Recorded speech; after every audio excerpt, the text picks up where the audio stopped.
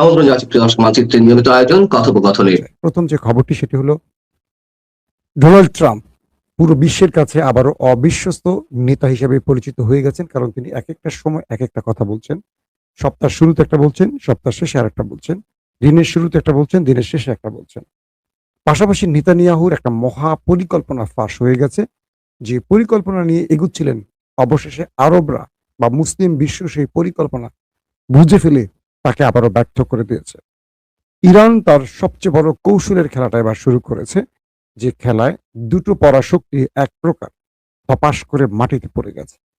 দর্শক, দুর্দান্ত কিছু খবর আছে, সংক্ষিপ্ত খবরটি করব। এই সময় সাধারণত সবাই ব্যস্ত থাকেন, তাই খুব লম্বা করতে চাই না। প্রথম যে খবরটি দিয়ে শুরু করতে চাই, মার্কিন প্রেসিডেন্ট ডোনাল্ড ট্রাম্প তিনি তার ট্রুথ সোশ্যালে একটি ছবি পোস্ট করেছেন। সেখানে একটি যুদ্ধ বিমানে একটি মিসাইল আছে, সেখানে তিনি ইংরেজিতে লিখেছেন, যার বাংলা অনুবাদ হলো তিনি ধন্যবাদ জানাচ্ছেন আরেকটা যুদ্ধ পরিস্থিতি তৈরির জন্য। অর্থাৎ মিসাইলের ছবিটি দিয়ে তিনি বলতে চাচ্ছেন তিনি ইরানে আবারও আক্রমণ করতে যাচ্ছে, কারণ ইরান সেই পরিস্থিতি তৈরি করে দিয়েছে। এইরকম প্রতিদিন হিরো আলম মার্কার ছবি আমরা ডোনাল্ড ট্রাম্পের ট্রুথ সোশ্যালে প্রতিদিনই দেখছি। এবং তিনি, আমার মনে হয়, সবচেয়ে বেশি সোশ্যাল মিডিয়া ঘাটাঘাটি করেন, এবং সেখানে তিনি বসে বসে প্রত্যেকদিন নিজেকে হিরো হিসেবে প্রকাশের জন্য এই ছবিগুলোকে গ্রাফিক্স করে বা এআই দিয়ে তৈরি করে, আর্টিফিশিয়াল ইন্টেলিজেন্সের মাধ্যমে তৈরি করে পোস্ট করেন। এবং দেখেন কে কি বলেছে, এটা রিয়েকশন দেখার জন্য তিনি অপেক্ষায় থাকেন। খোদ ডোনাল্ড ট্রাম্প তিনি তার নিজের দেশের মধ্যে সর্বাধিক বিপদে আছেন। ডেমোক্রেটরা তাকে চাপে ফেলেছে, বিষয়টা এরকম না, তাকে খোদ রিপাবলিকানরাও বিপদে ফেলে দিয়েছে, এবং রিপাবলিকানরা তার বিকল্প খুঁজতে শুরু করেছে। এবং ডোনাল্ড ট্রাম্প প্রতিদিনই তার দেশের মধ্যে এত চাপে থাকেন যে চাপের জন্য তাকে প্রতিদিনই ভিন্ন ভিন্ন কথা বলে রাজনীতিটাকে বাঁচিয়ে রাখার চেষ্টা করতে হচ্ছে, অনেকটা মিথ্যাবাদী রাজার মতো। কি ঘটেছে শোনেন। ডোনাল্ড ট্রাম্প নেতানিয়াহুর সাথে কথা বললেন। তিনি বললেন যে আমি ইরানকে যে বিষয়গুলোর প্রস্তাব দিয়েছি, ইরান এই বিষয়গুলো রাজি হয়নি। এখন তোমার আমার সামনে সমূহ একটা বড় আক্রমণের সুযোগ আছে।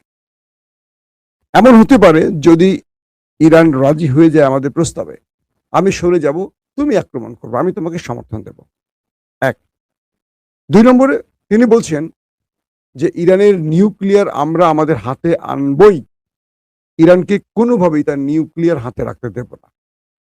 যদি ইরান এটি না করে, আমরা ইরানের সকল নিউক্লিয়ার প্ল্যান্ট উড়িয়ে দেব। একটা নিউক্লিয়ার প্ল্যান্ট আমরা রাখবো না, সবগুলোকে ধ্বংস করে দেব। এবং সেই হিসেবে তারা একটা বড় হামলার পরিকল্পনা তৈরি করে রেখেছেন, এমনও কথা হয়েছে। পাশাপাশি ডোনাল্ড ট্রাম্প মুসলিম বিশ্বের মোড়লদের সাথে, তার তুরস্ক, সৌদি আরব, আরব আমিরাত, কাতার, কুয়েত, মিশর, পাকিস্তান সহ আরো অনেকগুলো দেশ, তাদের রাষ্ট্রপ্রধানদের সাথে টেলিফোনে কথা বললেন, বললেন যে আমি এই যুদ্ধটাকে বন্ধ করতে চাই, ইরানের সাথে যে যুদ্ধ পরিস্থিতিটা তৈরি হয়েছে। এই আলোচনাগুলো শেষ করে তিনি নেতানিয়াহুকে কানেক্ট করলেন লাইনে, এবং বললেন যে বিবি আছে অপর প্রান্তে লাইনে। নেতানিয়াহুর আরেকটি সংক্ষিপ্ত বা ডাকনাম হলো বিবি। তো তিনি বললেন সকল মুসলিম দেশকে যে তোমরা সবাই ইসরায়েলকে স্বীকৃতি দাও, তাসলিম করো, মাথা নিচু করে তাকে মেনে নাও। তো যারা ইরান ইস্যুতে আমেরিকার সাথে এই আলোচনায় ছিল, রজব তৈয়ব এরদোয়ান, পাকিস্তানের ফিল্ড মার্শাল আসিম মনির, সৌদি আরবের আমাদের যিনি এখন রাষ্ট্রপ্রধান বলা যায় না, বাট ডিফেক্ট যিনি আছেন, ক্রাউন প্রিন্স বা প্রধানমন্ত্রী আমরা যাকে বলি, Mohammed bin Salman, MB Zayed ছিলেন, জায়েদ ছিলেন, Sheikh Tamim bin Hamad Al Thani ছিলেন, এরকম অনেকে ছিলেন। যখন ইসরায়েলকে স্বীকৃতির প্রশ্ন তুললেন ডোনাল্ড ট্রাম্প, তখন সকল মুসলিম নেতা চুপ মেরে গেলেন, আর কোনো কথা বললেন না। ট্রাম্প বললেন, তোমরা কি শুনছো? আমি তোমাদেরকে একটি প্রস্তাব দিলাম যে তোমরা ইসরায়েলকে মেনে নাও, স্বীকার করো, তাসলিম করো, স্বীকৃতি দাও। তখন সকল মুসলিম লিডাররা একদম চুপ হয়ে গেল। ডোনাল্ড ট্রাম্পের এই প্রস্তাবে কেউ রাজি হয়নি। ট্রাম্প বোঝাতে চেয়েছেন, হে মুসলিম বিশ্ব, ধ্বজভঙ্গ মুসলিম বিশ্ব, ইসরায়েল এমন একটি দেশ যারা আমার কাছে সবচেয়ে বেশি গুরুত্বপূর্ণ, এবং ইরানের সাথে যে লড়াইটা হয়েছে তাদের ইচ্ছাই আমি করেছি, এবং যারা ইসরায়েলকে মেনে নেবে না তাদের পরিণতি ইরানের মতো হবে। তোমরা দ্রুত আব্রাহাম অ্যাকর্ডের কি বলে শর্ত অনুযায়ী ইসরায়েলকে মেনে নাও। কোন মুসলিম রাষ্ট্র রাজি তো হয়নি, বরং কোনো আওয়াজই করেনি। ডোনাল্ড ট্রাম্প বারবারই প্রশ্ন করলেন, তোমরা কি শুনতে পাচ্ছ? অর্থাৎ সবাই লাইনে ছিল টেলিফোনের, একজনও এই ব্যাপারে ইয়েস বলে। সৌদি আরব বলে দিয়েছে মার্কিন যুক্তরাষ্ট্রকে বা ডোনাল্ড ট্রাম্পকে, তুমি ইরানে আর কোনো হামলা করবে না এবং আমার ভূমি ইউজ করতে পারবে না, কারণ তুমি ইরানে হামলা করার পর ইরান আমার দেশের মধ্যে যে তাণ্ডব চালাবে এটা মেনে নিতে বা সহ্য করতে আমার দেশ প্রস্তুত নয়। তুমি আক্রমণ করো ইরানে, আর জরিমানা দিচ্ছি আমরা বা আমরা আরবরা, এটা হতে পারে, এটা আমরা মেনে নিতে পারছি না। তোমাকে আর আমার এই কাজে, অর্থাৎ সৌদি আরবে বসে তুমি আর কোনো ইরানে হামলা করতে পারবে না। অর্থাৎ ডোনাল্ড ট্রাম্প যখন যুদ্ধের চূড়ান্ত সিদ্ধান্ত নিয়েছেন, সৌদি আরব তাকে না বলে দিয়েছে। কাতার, কুয়েত একই পথে হেঁটেছে, আরব আমিরাত একই পথে হেঁটেছে, বাট আরব আমিরাতের হাঁটার কৌশলটা আবার ভিন্ন। আরব আমিরাত এই মুহূর্তে দুটো কনফিউশনে আছে। এক, যদি ইরানে হামলা হয়, ইরান যদি হেরে না যায়, তাহলে আরব আমিরাতকে ইরান দখলে নিয়ে নেবে। আর যদি হেরে যায়, তাহলে মুসলিম বিশ্বের মোড়ল হয়ে যাবে আরব আমিরাত। এখন আরব আমিরাত ঠিক বুঝতে পারছে না যে আসলেই আমেরিকা, ইসরায়েল ইরানকে হারাতে পারবে কি পারবে। আমি একদম সহজ করে এই ব্যাখ্যাটা দিলাম। এটাকে অনেক তাত্ত্বিকভাবে গুছিয়ে অনেক কিছু বলার অর্থ হলো আমার অনেক দর্শক বুঝবে না। অর্থাৎ সৌদি আরব সহ বাকি আরবরা চাচ্ছে এই যুদ্ধটা বন্ধ হয়ে যাক, আর না হোক, কারণ তারা ব্যাপক ক্ষতির মুখে আছে। একদিকে হরমুজ বন্ধের জন্য গালফ কান্ট্রির তেল বেচা কেনা প্রায় বন্ধ। অন্যদিকে যদি যুদ্ধটা শুরু হয়, তাহলে হুতিরা বাবুল মান্তাফ বন্ধ করে দিবে, তাহলে গালফের এই প্রান্ত বন্ধ হয়ে গেলে পুরো গিট্টু লেগে যাবে, আরবের অবস্থা করুণ হয়ে যাবে।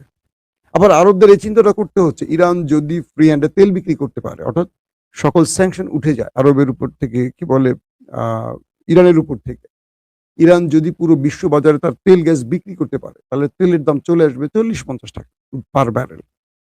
এই মুহূর্তে এটি আছে 70-80 টাকা, অর্থাৎ এই মুহূর্তে না, এখন তো 100-র উপরে আছে, মানে যুদ্ধের আগে যেটা ছিল 70-80 টাকা বা 80-90 টাকার মধ্যে।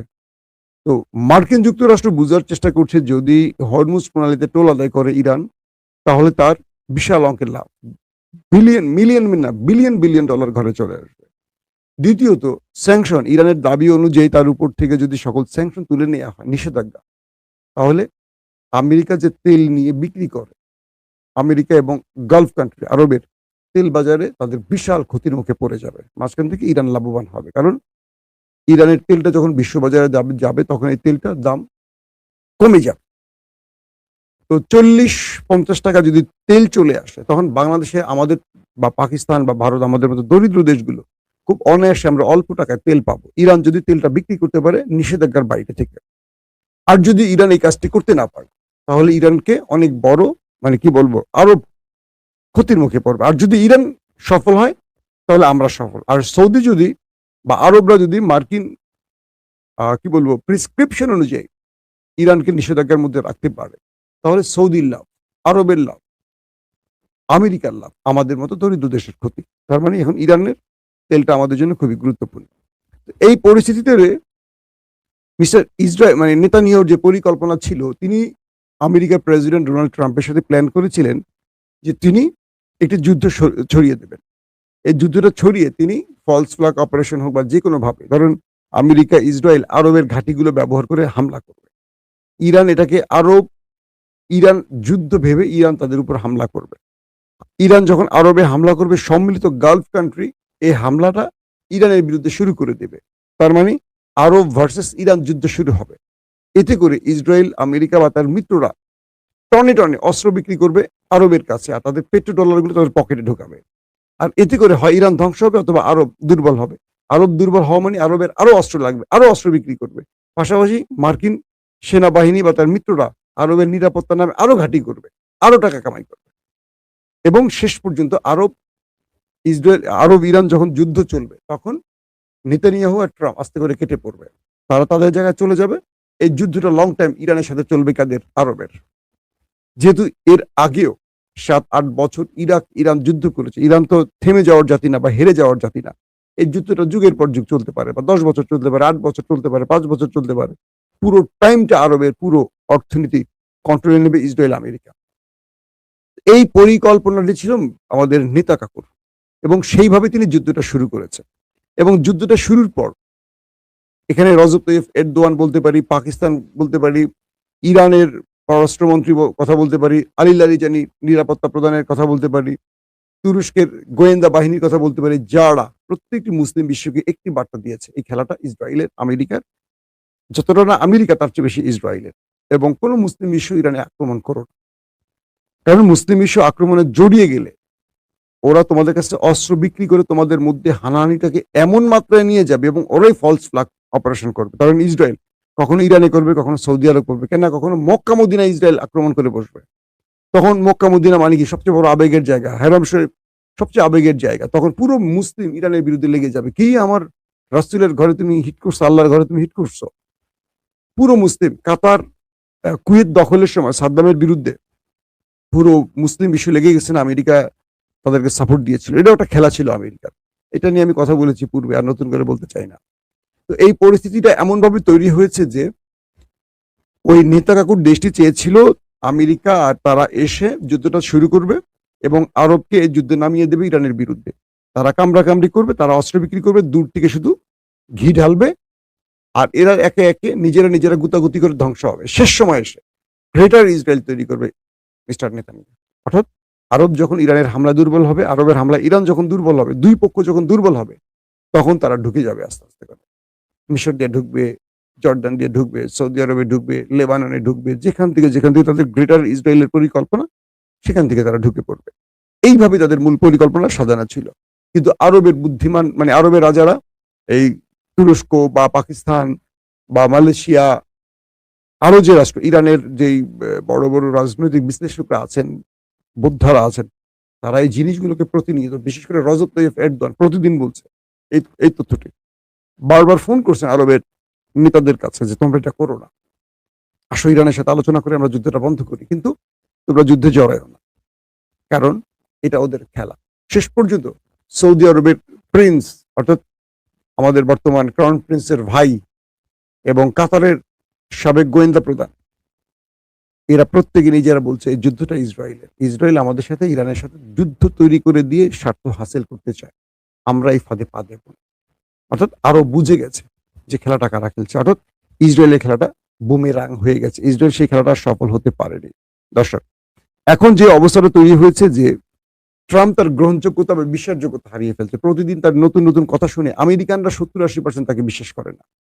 আর ইরান বলছে যে এরকম একজন লোকের সাথে আমরা আসলে আর কোনো আলোচনা করতে চাই না, যিনি সকালে একটা বলে, দুপুরে একটা বলে, বিকেলে একটা বলে, রাতে একটা বলে, এবং তিনি প্রতিদিনই বলে আলোচনার কথা, আবার তিনি একটু পরেই হুমকি দেয় হামলা।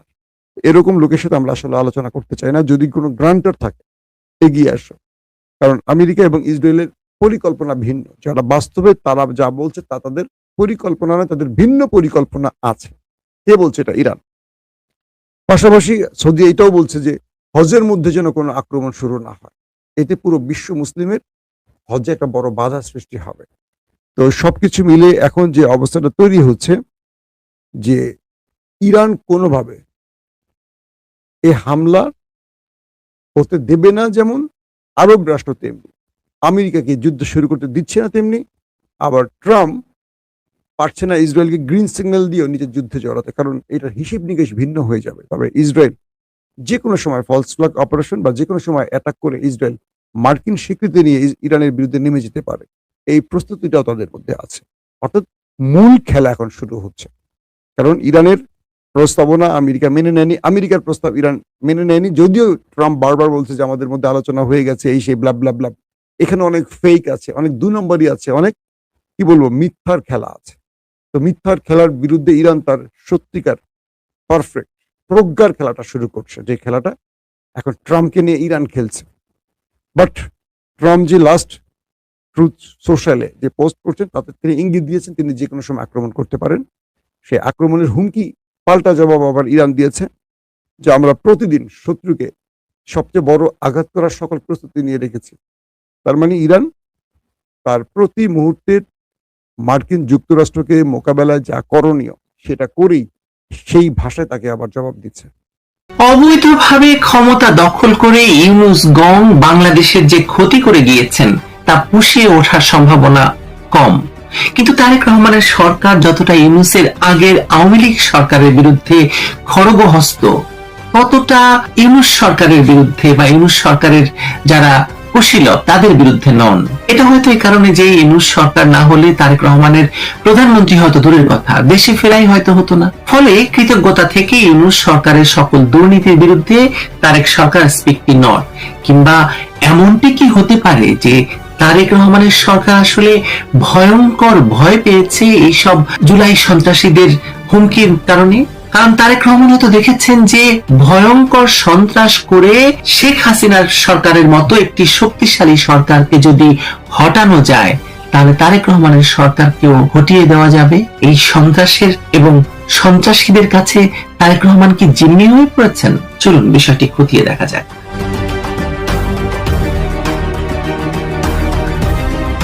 বাংলাদেশের রাজনীতিতে দুর্নীতির অভিযোগ নতুন কিছু নয়, কিন্তু যখন সরকারের ভেতর থেকেই একজন দায়িত্বশীল প্রতিমন্ত্রী প্রকাশ্যে বলেন যে অন্তর্বর্তী সরকারের একজন উপদেষ্টা সচিবের সই ছাড়াই জোর করে ফাইল নিয়ে নিজেই নিজের অনুমোদন দিয়েছেন, তখন সেটি আর সাধারণ রাজনৈতিক অভিযোগ থাকে না, সেটি হয়ে ওঠে রাষ্ট্র পরিচালনার নৈতিকতা, প্রশাসনিক শৃঙ্খলা এবং আইনের শাসনের প্রশ্ন, সর্বোপরি দুর্নীতির প্রশ্ন। আর যখন সেই উপদেষ্টার নাম হয় আসিফ মাহমুদ সজীব ভুইয়া, তখন প্রশ্নটি আরো বড় হয়ে যায়। কারণ গত প্রায় বছর খানেক ধরেই আমরা এই নামটিকে ঘিরে অনেক দুর্নীতি, তদবির, কমিশন, সাজনপ্রীতি, বিলাসী জীবনযাপন, নীলা মার্কেট, ওয়েস্টিন, ইন্টারকন্টিনেন্টাল হোটেলের ভেতরে রুম নিয়ে রঙ্গলীলা, কি কি নয় বলুন তো, ক্ষমতার দম্ভ, AK-47, সন্ত্রাসের হুমকি, ভায়োলেন্সের হুমকি, কোন অভিযোগ তার বিরুদ্ধে নেই আমাকে বলুন? সবই তো সামনে এসে গেছে, কিন্তু কোনো ব্যবস্থা নেওয়া হচ্ছে না। এলজিআরডি প্রতিমন্ত্রী মীর শাহে আলম গত 23 মে সচিবালয়ে সাংবাদিকদের সামনে যা বলেছেন তা শুনে যে কোনো সচেতন নাগরিকের গায়ে কাঁটা দিয়ে ওঠার কথা। তিনি বলেছেন সচিবের সই ছাড়া ফাইল অনুমোদন হয়েছে। তিনি আরো বলেছেন পিরোজপুরের একটি উন্নয়ন প্রকল্পে টেন্ডারের নামে কাজ না করেই প্রায় 6,000 কোটি টাকা উত্তোলন করা হয়েছে। 6,000 কোটি টাকা! এটা কোনো ইউনিয়ন পরিষদের পকেট মানি নয়, কোনো স্থানীয় ঠিকাদারের ছোট কারসাজি নয়। এই অঙ্ক দিয়ে একটি গোটা জেলার রাস্তা, সেতু, বিদ্যালয়, হাসপাতাল, পানি সরবরাহ প্রকল্প সম্পন্ন করা যায়। অথচ অভিযোগ হচ্ছে কাজ হয়নি, কিন্তু টাকা উঠে গেছে। আর সেই টাকা ওঠার পেছনে যে ফাইলটি ব্যবহার হয়েছে সেটি পাশ হয়েছে নিয়ম কানুনকে বুড়ো আঙুল দেখিয়ে, অর্থাৎ সচিবের স্বাক্ষর ছাড়া শুধুমাত্র উপদেষ্টার স্বাক্ষরে। বাংলাদেশের প্রশাসনিক কাঠামোয় সচিব মন্ত্রণালয়ে প্রশাসনিক মেরুদণ্ড, প্রকল্প অনুমোদনের অর্থ ছাড়, ব্যয় প্রক্রিয়া কোনটি সচিবের সই ছাড়া বৈধ নয়। রুলস অফ বিজনেস বা রুলস অফ প্রসিডিউর মানে এ বিষয়ে স্পষ্ট বলে দেওয়া আছে। সেই প্রক্রিয়াকে পাশ কাটিয়ে যদি কোনো উপদেষ্টা জোর করে ফাইল নিয়ে নিজেই অনুমোদন দেন, তাহলে সেটা কেবল প্রশাসনিক অনিয়ম নয়, সেটা রাষ্ট্রীয় প্রক্রিয়ার বিরুদ্ধে সরাসরি জবরদস্তি। আর সেই জবরদস্তির পরিণামে যদি হাজার হাজার কোটি টাকা বেরিয়ে যায় সরকারের, জনগণের, তাহলে সেটি আসলে ভয়ঙ্কর দুর্নীতির সংজ্ঞায় পড়ে। এখানেই সবচেয়ে বড় প্রশ্নটি আপনাদের সামনে আসে, তাহলে তারেক রহমানের সরকার এসব জেনেও আসলে কি করছে? একের পর এক প্রমাণ দাখিল হচ্ছে, অভিযোগ আসছে, সরকারের ভেতর থেকে মন্ত্রীরা কথা বলছেন, দুদক এপিএস কে তলব করছে, সংগঠনগুলো রাস্তায় নামছে, কিন্তু মূল ব্যক্তি যারা, মানে সেই আসিফ মাহমুদ সজীব ভুইয়া, আসিফ নজরুল, আদিলুর রহমান শুভ্র, রিজওয়ানা হাসান, সবাই থেকে যাচ্ছে আইনের স্পর্শ থেকে নিরাপদ দূরত্বে। তারেক রহমানের সরকার আওয়ামী লীগের বিরুদ্ধে ফাইলের পর ফাইল খুলছে, মামলার পর মামলা করছে, কিন্তু ইউনূস সরকারের উপদেষ্টাদের বিষয়ে যেন একটা অদৃশ্য লাল রেখা টানা আছে, যেটা পার হওয়া যাবে না। এই লক্ষণ রেখা কে টেনে দিল? তারেক রহমান সীতা হয়ে গেলেন, আর এই লক্ষণ রেখা পার হয়ে মানে উনি অন্য কিছুই করতে পারছেন না। আপনার কি ধারণা এই নীরবতা কাকতালীয়? মোটেও না। এই নীরবতার রাজনৈতিক ব্যাখ্যা আছে এবং সেই ব্যাখ্যাটি অত্যন্ত অস্বস্তিকর। তথাকথিত গণ অভ্যুত্থানের নামে যে অরাজকতা এবং জুলাই সন্ত্রাসের মাধ্যমে রাষ্ট্র ক্ষমতার পট পরিবর্তন ঘটানো হয়েছিল, তার সবচেয়ে বড় রাজনৈতিক সুবিধাভোগী হচ্ছে বিএনপি এবং তারেক রহমান। ইউনূস সরকারের আমলেই তারেক রহমানের বিরুদ্ধে থাকা সব মামলা একে একে প্রত্যাহার হয়েছে, বাতিল হয়েছে। তিনি দেশে ফিরে ক্ষমতার মসনদে বসেছেন। ফলে ইউনূস সরকারের বিরুদ্ধে ব্যবস্থা নেওয়া মানে তারেক রহমানের নিজের ক্ষমতায় আসার নৈতিক ভিত্তিকে প্রশ্নবিদ্ধ করা। তারেক রহমান জানেন ইউনূস সরকারের দুর্নীতি, প্রশাসনিক জবরদস্তি, বিদেশি প্রভাব, উপদেষ্টাদের অর্থনৈতিক লেনদেন সব যদি উন্মুক্ত হয়ে যায়, তাহলে 2024 পরবর্তী পুরো রাজনৈতিক বন্দোবস্তটা কাঠগড়ায় দাঁড়াবে এবং ফাদ্দাফাই হয়ে যাবে। সেই বন্দোবস্তের সুবিধাভোগী তারেক রহমান নিজেও, তার দল বিএনপিও। ফলে যারে দিয়ে রামের মা তারে না চিনলে কি হবে বলেন? তারেক রহমান তার প্রভু, তার ক্ষমতায় তাকে যারা বসিয়েছেন তাকে চিনতে তিনি ভুল করেননি, বা তার প্রতি তিনি অন্যায় করবেন না হয়তো। এই পরিপ্রেক্ষিতেই মানে আমরা আম জনতা দলের সদস্য সচিব মোহাম্মদ তারেক রহমানের একটি প্রশ্নকে তুলতে পারি। তিনি একটি গুরুত্বপূর্ণ তাৎপর্যপূর্ণ প্রশ্ন তুলেছেন। তিনি জিজ্ঞেস করেছেন, অন্তর্বর্তী সরকারের দুর্নীতির বিরুদ্ধে কেন এখনো দৃশ্যমান কেন কোনো ব্যবস্থা নেই? কেন তাদের প্রতি এই নমনীয়তা? এটা কেবল একটি ছোট দলের প্রশ্ন নয়, এটা বাংলাদেশের কোটি কোটি মানুষের জমে থাকা ক্ষোভের ভাষা। ইউনূস বাংলাদেশের অর্থনীতি তছনছ করে দিয়েছেন, প্রশাসন ভেঙে দিয়েছেন, রাষ্ট্রীয় প্রতিষ্ঠানগুলো দলীয়, বিশেষ করে জামায়াত এবং শিবিরের এবং বিদেশি স্বার্থের পরীক্ষাগারে পরিণত করেছেন। আর সেই অবৈধ সরকারের উপদেষ্টারা হাজার হাজার কোটি টাকার লুটের অভিযোগে অভিযুক্ত, প্রমাণ সহ বেরিয়ে যাচ্ছে। এরপরও তারেক রহমানের সরকার কেবল আওয়ামী লীগের ফাইলেই মুখ বুজে আছেন। এদিকে আসিফ মাহমুদ নিজের ব্যাংক হিসাব দেখিয়ে বলছেন তার আয় মাত্র 85 লাখ টাকা। তিনি বলছেন তাকে ফাঁসানো হচ্ছে, কিন্তু এই যুক্তি হাস্যকর। আধুনিক দুর্নীতির টাকা কি কেউ নিজের সঞ্চয়ী হিসাবে রাখে? আমাকে বলেন। হুন্ডি আছে, বিটকয়েন আছে, বিদেশি অ্যাকাউন্ট আছে, আত্মীয় স্বজনের নামে সম্পদ আছে, প্রক্সি ঠিকাদার আছে, নগদ কমিশন আছে। এসব কি বাংলাদেশের মানুষ চেনে না? যুব অধিকার পরিষদের একজন নেতা সরাসরি প্রশ্ন তুলেছিলেন, বিটকয়েন অ্যাকাউন্টে তদন্তের দাবি তুলেছিলেন। আর সচিবালয়ে তাকে নিয়ে প্রচলিত মিস্টার 10% উপাধির পেছনে যে বাস্তবতা আছে সেটা শুধু কল্পনার ফসল। 10% কমিশন